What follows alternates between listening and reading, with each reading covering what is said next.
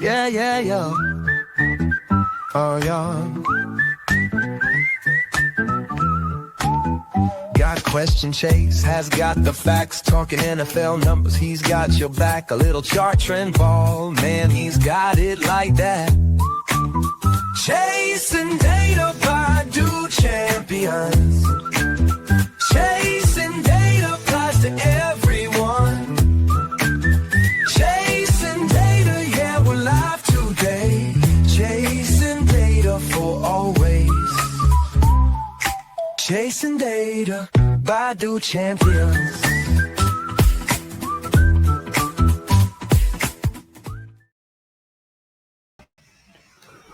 What's up, everybody, and welcome to another episode of Chasing Data. I am your host, Chase. Tonight, we are finally well into the top 10. We are to team number 9. And that team, if you can't tell, are the Green Bay Packers. Packers have been around forever, and they're on the come up now. They're finally making their way. All right, we're ready to get started. Okay, so the Packers are finally relevant again. I mean, they took a year or so off, I guess. I don't know. They had the end of Aaron Rodgers' saga. What was going on with him?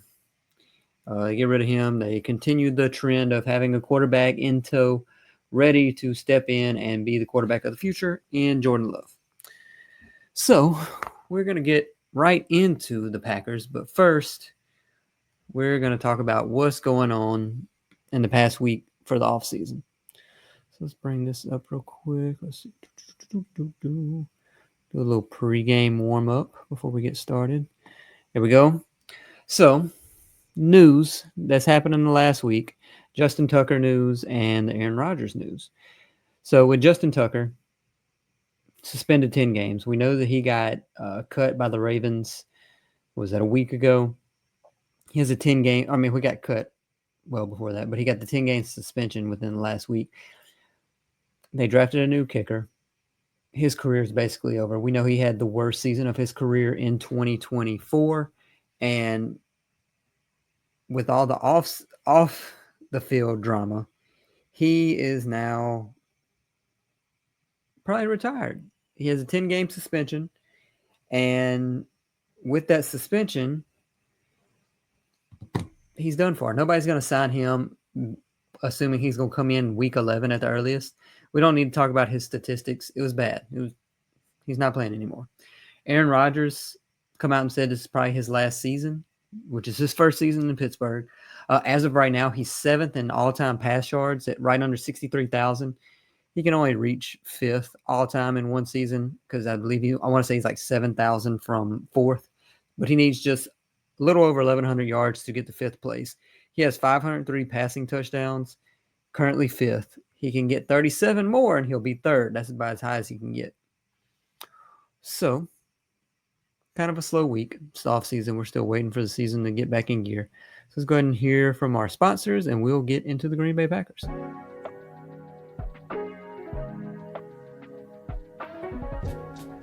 For the best Italian food in Western New York, Elliot Apollo's, call 716-825-3675. The Lardon Construction Group. Fubo TV, the official streaming service of Do Champions. FanDuel, the official sportsbook of Do Champions. For all your summertime needs, beauty pools, as well as kayak pools. CX Chronicles, your total customer solutions focused manager. W.GG, the official energy drink of Do Champions. Hey, Sons of Erie, our artwork looks better on your walls. Hamburg Brewing, please visit our tap room on Boston State Road, Hamburg, New York. And finally, Fat Boy Surf Club for all your surfing needs.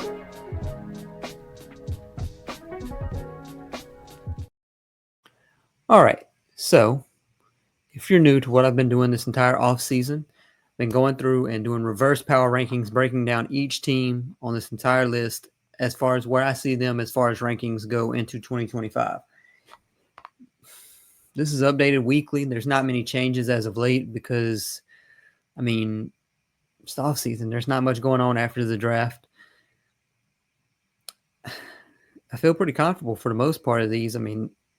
They are where there's a few tiers with these teams, but now I want to say 10 to 5 are in their own category, maybe 10 to 6.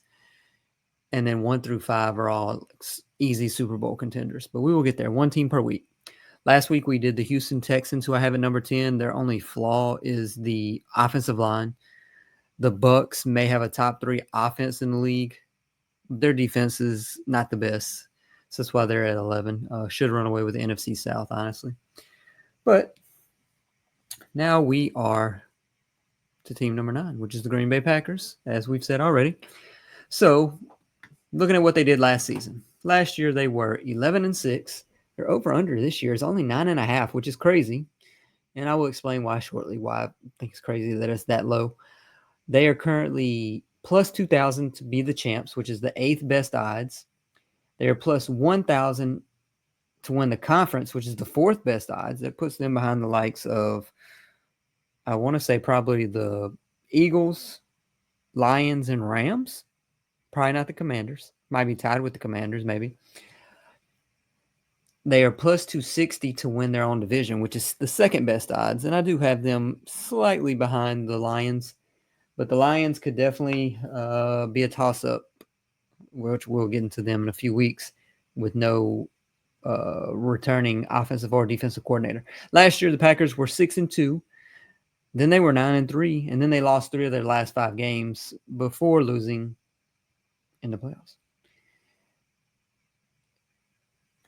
Head coach, Matt LaFleur, 6 years as a head coach in Green Bay. He's been top 15 as far as points per game go every year. He has a 67-33 record. That means he wins 2 out of every 3 games. Playoffs 5 of the 6 years. He lost the NFC Championship game in his first 2 seasons in Green Bay.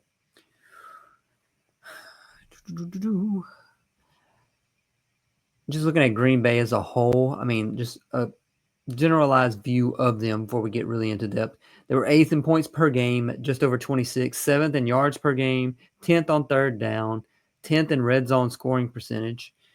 The run game was much better than I truly expected. I know Josh Jacobs was good, but I didn't realize they ran it as much as the numbers show. They had the 3rd highest run percentage at over 50% of their snaps being run plays, 4.7 yards per carry.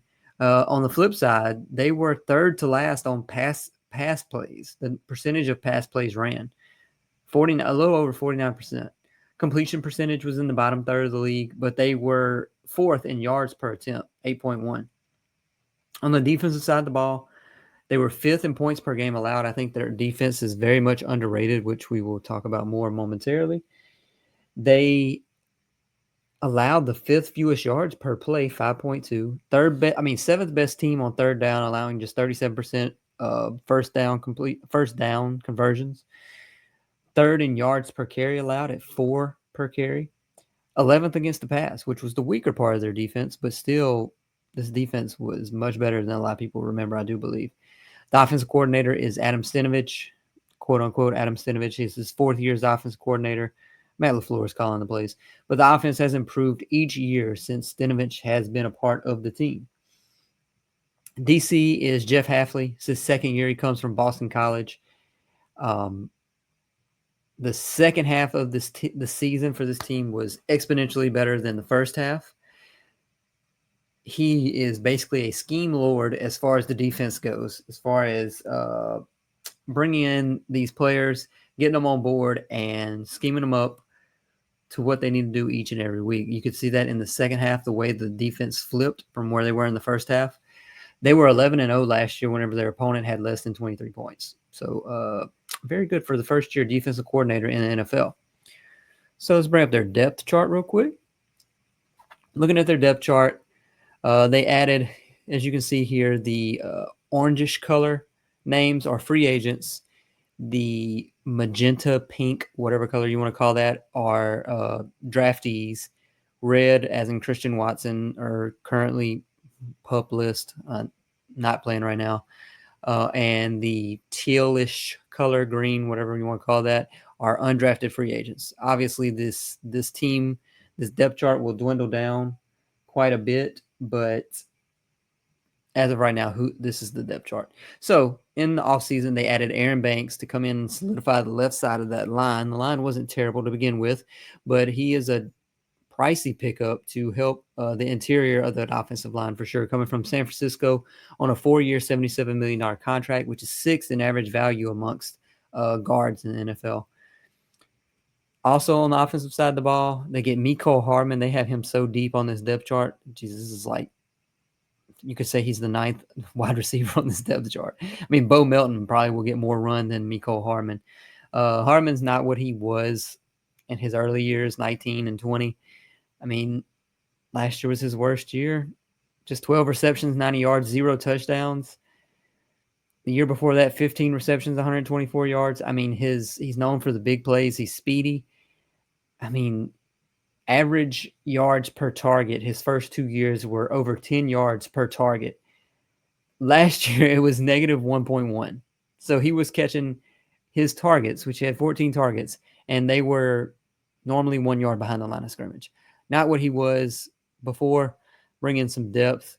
How much does he see the field? Not really sure, especially with the likes of Matthew Golden being a first-round pick, Romeo Doubs being there, Jaden Reed being there, Savion Williams coming in the third round. They plan to get him some playing time, I'm sure, or would like to. Dontavion Wicks. Then Christian Watson's going to be back in October, November. I mean, I don't really know where Mecole Hardman fits into this group. Special teams, maybe? I don't know. Bo Melton's probably going to get some run still. I don't know. We'll see. But anyways, they signed him in the offseason. On the defensive side of the ball, they added the likes of Nate Hobbs.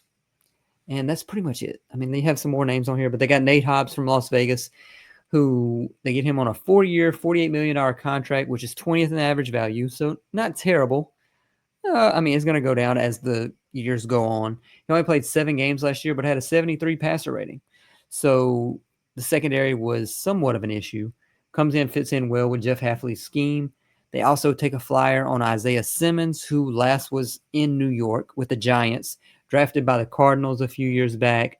Played a little bit of safety, played some linebacker. They just tried to use him as a Swiss Army knife, and he never really stuck. He improved some in the last season, but will he get much playing time here? We'll see. We'll see. See if he makes it through camp and makes the final 55.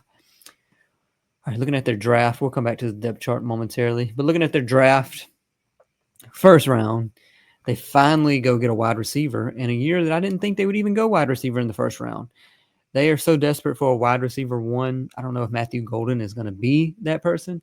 I had him as wide receiver 4 behind the likes of, let's see, he was behind Travis Hunter, Ted McMillan, and Luther Burden, I believe. Wide receiver 4, him and Luther Burden were close 3-4. His NFL comp is Garrett Wilson. I mean, he explodes off the line. He's going to fit well with this offense. I will say that. Will he be a wide receiver 1 or a prototypical wide receiver 1?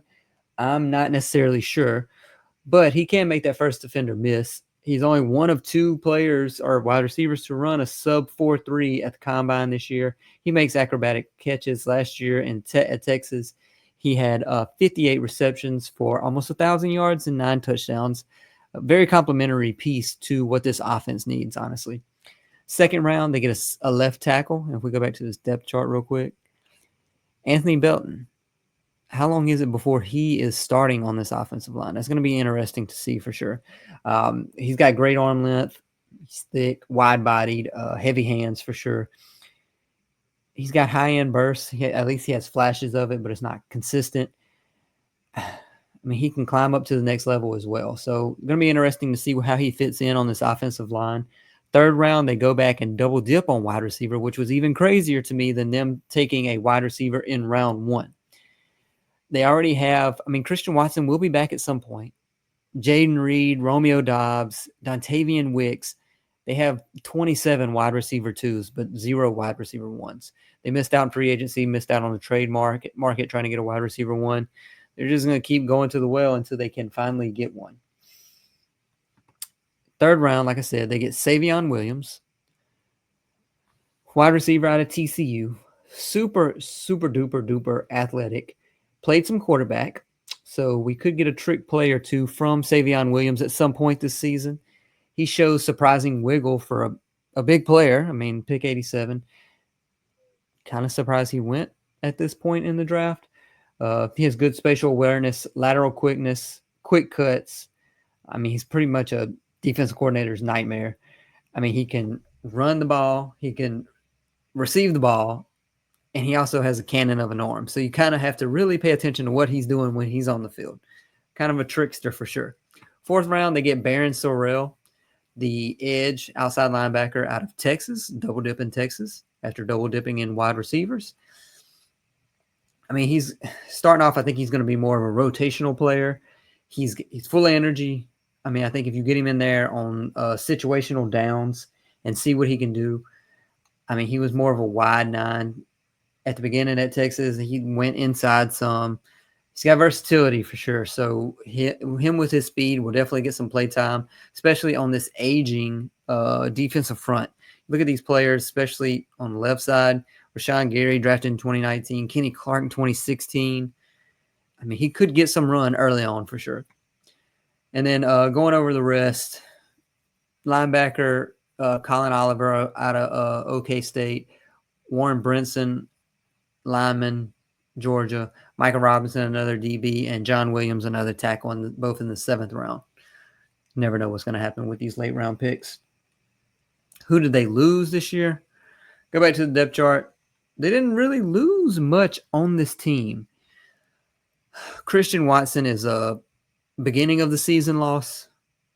Speculation he could be back late October, early November.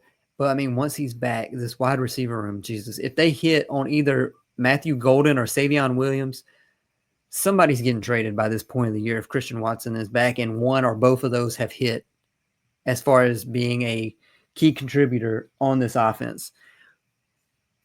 Because, I mean, even if they run a four wide set, that means Christian Watson's on the field. Matthew Golden's probably on the field. Romeo Dobbs, Jaden Reed. That means Savion Williams, Dontavian Wicks, and Bo Melton. None of those 3 are getting any run in Green Bay. And let's see. One moment.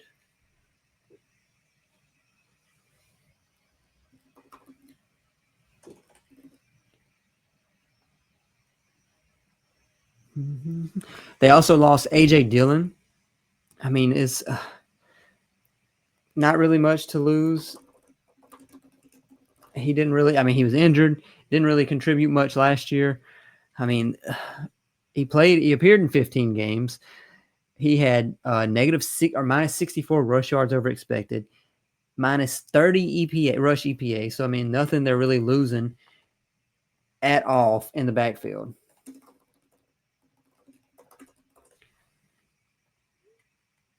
On the defensive side of the ball, who did they lose? One of their star names for sure in the likes of Jair Alexander. They finally let him go, move on from him.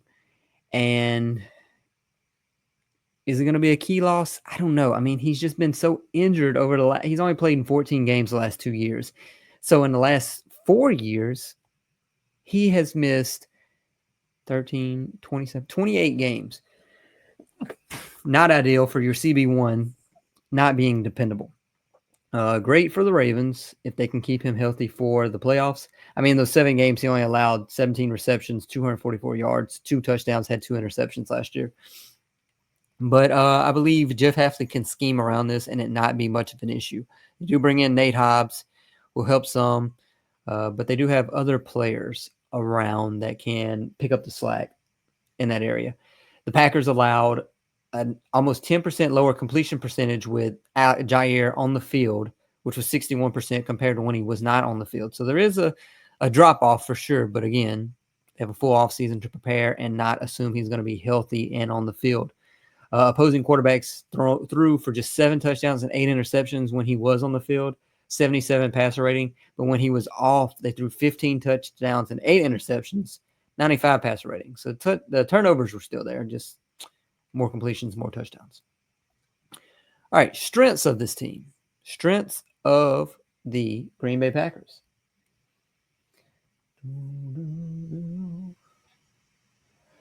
Are Jordan Love, for one. He is a top 10 quarterback when he's playing up to his level. Are they going to pass the ball more this year? He was out, and Malik Willis was in there, so they obviously ran the ball more. The problem with him is his bad decision-making under pressure, his goofy interceptions that you see. But, I mean, this offense, when they're clicking, they're clicking. They were 4th in DVOA last year, 3rd in explosive play rate with the pass last year. I mean, Jordan Love recorded the 3rd lowest completion percentage, but averaged 18 air yards per completion on passes outside the pocket. So when he's scrambling, he's throwing it down the field. Not necessarily going to be a completion, but he's throwing it somewhere down there. He completed 6 of those 7 passes outside the pocket when targeting Jaden Reed for 198 yards, but just 10 of 37 on such passes when targeting all the rest of his receivers. So Jaden Reed was his go-to target when outside the pocket. He threw past the sticks on 61% of his 3rd down passes, which is fifth highest rate. Completed only 43%. 10 touchdowns, which was 2nd most, and 5th lowest 3rd down sack rate, which his sack rate wasn't too terrible anyways. But last year overall, appeared in 15 games, 3,400 yards, 25 touchdowns, still 11 interceptions. There's just too many interceptions. He has to cut back on the interceptions for this team to take that next step. Positive EPA, plus 30 EPA last year. I mean, he just has to avoid the interceptions. Another strength of this team is having 17 wide receiver 2s. Matthew Golden doesn't have to be a world beater to help. This team is above average in every category on the offense. They're just not elite. They also have Tucker Kraft at tight end, who was 2nd in yards per route run behind George Kittle last year. Only issue, he had an extremely low ADOT average depth of target, but it's year 3. I think he could take that real big leap in year 3. Josh Jacobs. Man, Josh Jacobs came in from Las Vegas. I expected him to take a step back, and he did the complete opposite.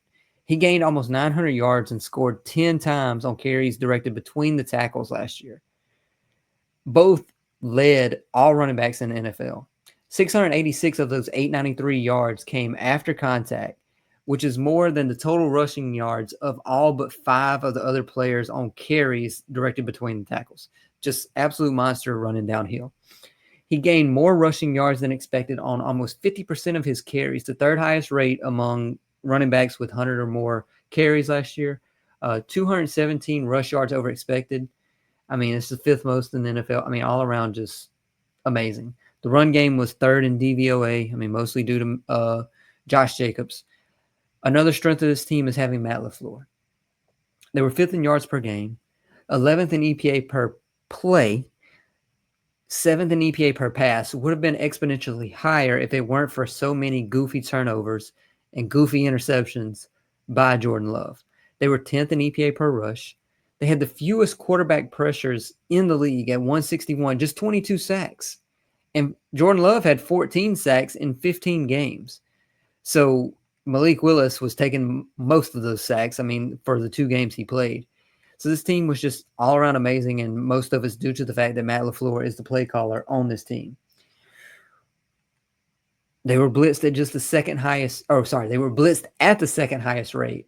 Most of that's to put Jordan Love under pressure, get him pressured, throwing crazy, goofy interceptions like we've mentioned already numerous times. They primarily operate out of 11 and 12 personnel, if you're not really familiar with the Packers.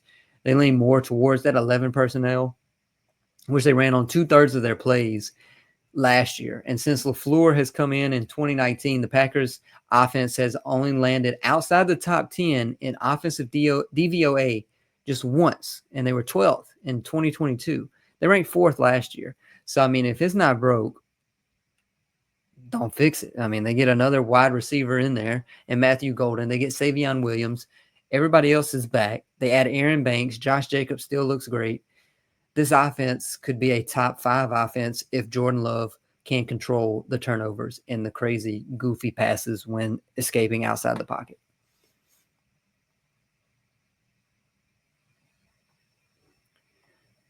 Another strength of this team, the farther we go up this rankings, the better the defensive weapon. I mean, the better the strengths get.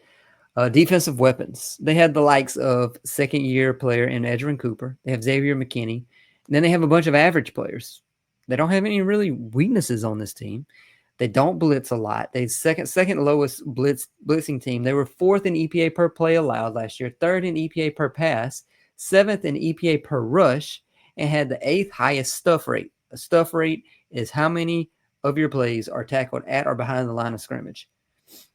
They were 20th in success rate for the entire season, but 4th in success rate for the second half of the season. I'm telling you, the second half of the season, the team just really turned around, flipped the script, and took another step. They were 3rd in turnovers and interceptions. The defense is top 3rd in the league, but it's not going to win them games. It will help, though, when they have the offense that they have that can and will have more than likely. Devontae Wyatt was good. Rashawn Gary was okay. Edrin Cooper's a star. Xavier McKinney's a star. I really like the young nickel safety combo in Evan Williams and Javon Bullard, both taken last year in the draft in the 2nd and 4th round. Kenny Clark up front is really good. The spine of his defense is really good. The edge is the only worrisome place, but the scheme that Hafley runs keeps them top 10 no matter what. Weaknesses on this team, you could argue the DB room with the departure of Jair Alexander. Don't really know if that's valid, though. The pass rush, they were 20th in quarterback pressure rate. They were 8th in sacks, but they were getting the sacks once they got there. The problem was they just weren't getting there. Not having a true wide receiver one, because as of right now, the top 6 receivers would seem to be Dobbs, Golden, Reed, Wicks, Savion Williams, Mecole Hardman. Maybe Melton over Hardman. They're roughly the same as what you can expect to get out of them. Christian Watson will be back at some point. We'll miss the beginning of the season, though. The best downfield blocker for the Packers is Dontavion Wicks, and that's about it. Dobbs and Reed will try, but they're not locking anybody down in the run game. Golden and Williams, they're rookies, so how much are you going to really get out of them? Matthew Golden doesn't really seem like someone that's going to be blocking much on the outside. So we'll see. The offensive line, it was fine. They couldn't really generate movement like you would want them to. Jordan Love escaped out of the pocket, avoided sacks a lot of times. It's going to be interesting to see what the offensive line can do this year. Just leave it at that.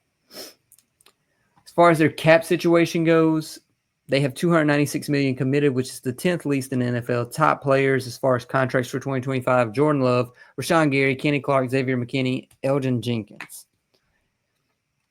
Still paying him money. Almost $36 million in cap space. Who's available that they could take a look at? Still a good bit. Asante Samuel Jr. That would be interesting. I would like that for sure. Not really anyone else. They're the only people that are left don't really fit this system much. So that may be the only ones that they go after. Let's see.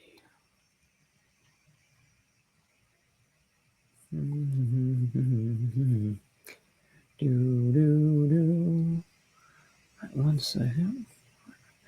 All right. Dead cap, $35 million. 13th, Jair Alexander, Devondre Campbell, and Preston Smith make up about $29 million of that. Okay. Going to their schedule. With their schedule, week 1, let's bring up their schedule. Week 1, they face Detroit. First off, they have the 5th hardest strength of schedule. 55% win percentage of their opponents. Week 1, they faced Detroit. They're 1-5 in these division games. They were 1-5 last year in division games. That was their problem. And finished the season 11-6. They have to improve. So the one non-divisional game they lost was the opener against the Eagles. They have to improve. Has never happened. Them being 11-6, that's the best record of any team that were 1-5 or worse in their division since the 0-2 alignment. Teams that finished 1-5 in their division had an average total win amount of 4.95. That's 23 teams that have gone 1-5 in their division. It's the average of 5 wins per season. The Packers had 11 last year. Out of those 23, only 2 had winning records, which was the Texans and the Bengals. Both had 9 wins. Neither one of them made the playoffs. So 5 of the 6 losses last year were Detroit, Minnesota, and Philadelphia. Arguably three best teams in the NFC. I know the Commanders made the championship, but those three teams were the three best regular season teams. 5 of 6 divisional games were decided by a field goal. So we're very close to, instead of them being 11-6, to 13-4. 2 of those losses were by field goals as time expires. So this team is right on the cusp of being elite as far as the record goes for 2024. So week 1, Detroit to open up. Week 2, Thursday night football, Washington at home. Week 3 at Cleveland. 9-8 on the road last year. 9-8 the last 2 seasons on the road, so they can improve in that aspect. Week 4, they go to Dallas Sunday night football. Their last loss in Dallas was with Brett Favre in 2007. Week 5, an early bye.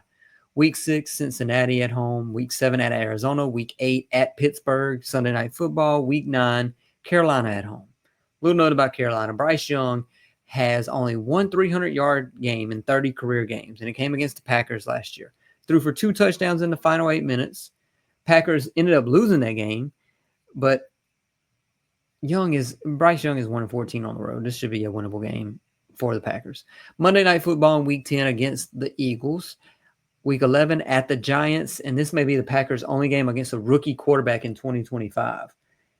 So that's if Jackson Dart is starting ahead of Wilson and Jameis at that point anyway. Week 12, Minnesota at home. 5 of the 6 divisional games for the Packers are jammed into the final 7 weeks of the season. So the division could really come down to that last fourth of the regular season. Week 13 at Detroit on Thanksgiving. Week 14, Chicago at home. Week 15 at Denver. Week 16, Chicago on a Saturday. And it's worth mentioning that Matt LaFleur was 22-4 in December and January regular season games in his first 5 seasons. 22-4 first 5 seasons, 2-3 last year. Should bounce back more to that average of what he does late in the season. Week 17, Baltimore. Week 18 at Minnesota. This is just such a tough stretch for this team. Okay, I go through on each one of these teams and look at their most valuable players, most improved players, who are the odds-on favorites for each of the awards. Jordan Love has the 8th best odds at plus 2,500 to win MVP. Josh Jacobs is best odds at Offensive Player of the Year at plus 4,000, which is 15th. No one really for Defensive Player of the Year. Edrin Cooper and Xavier McKinney at plus 10,000. They're way down the list. Matthew Golden, plus 2,500 for Rookie of the Year, offensive side. No Defensive Rookie of the Year odds. Matt LaFleur is just plus 1,800 for Coach of the Year, which was surprising. Usually I don't give it to coaches that have been there for a while. That's relatively good odds, because if he wins the division and he goes 13-4, I mean, that's pretty likely he could win Coach of the Year. Most improved player on this team, any wide receiver who would love to step up and be a wide receiver 1, or Jordan Love. If he wants to throw 6 interceptions instead of 11, that would be greatly appreciated for all Green Bay fans. Drop-off candidates, I say Xavier McKinney, but I don't know how much of a drop-off you're really going to get. And I say that only because the 8 interceptions are not really replicable. But he still can be absolutely amazing, top 5 at his position, even without the interceptions. X factors on this team. You know, I always say I try to avoid the quarterback in these situations. But it's Jordan Love. The X factor on this team is Jordan Love. He has to take that next leap. He has to stop making the crazy, stupid turnovers. Has to stop with the goofy throws when he's outside the pocket. He's not an X factor in the sense of needing to be good for them to make the playoffs, but more of him being great for them to get to that next level and be able to compete for a Super Bowl this year. So let's finish up the Packers, the old pack. So the Packers, what's the outcome for them in 2025? Do this for every team. Their best outcome, Jordan Love controls the turnovers. The goofy interceptions are a thing of the past.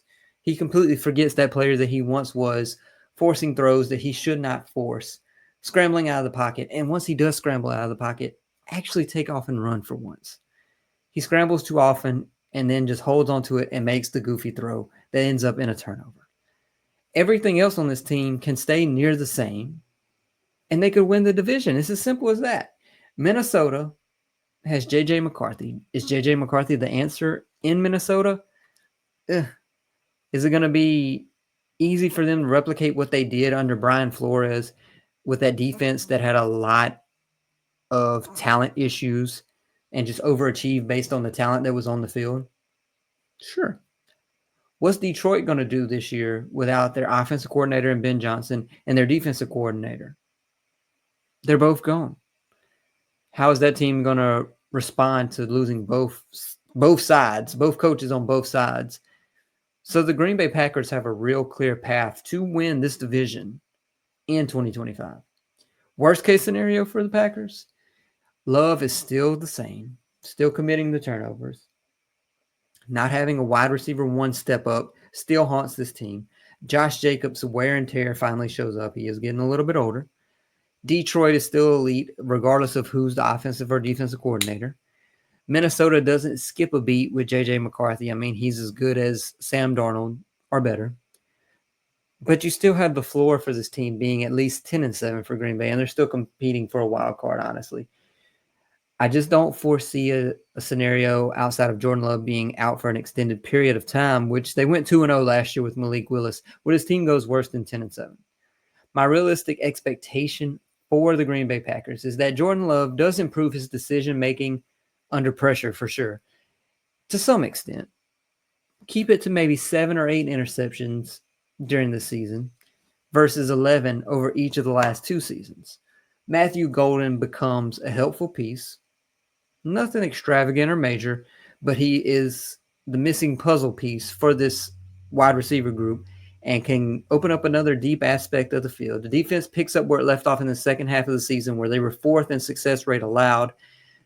They were just top 5 in every category, but they finished top 10 for the entire season this year. Josh Jacobs is still amazing. Tucker Kraft takes another step forward, and they finished the season around 12-5. At 12-5, it's going to be a toss-up who wins out of them, Minnesota, and Detroit. But 12-5 is very realistic when you look at the Green Bay Packers. So, there's another team down. We have just 8 left. And with those 8 left, who's going to be number 1? We shall see over the next 8 weeks. And we only have a few more weeks after that to restart the NFL season. So if you made it this far, appreciate you stopping by. Follow me at King NFL Stats. Follow everyone at Do Champions. Says Do Media. Do Champions. Every week we'll be right here talking to another team until the season starts. King NFL Stats on every social media platform. Till then, catch you next week.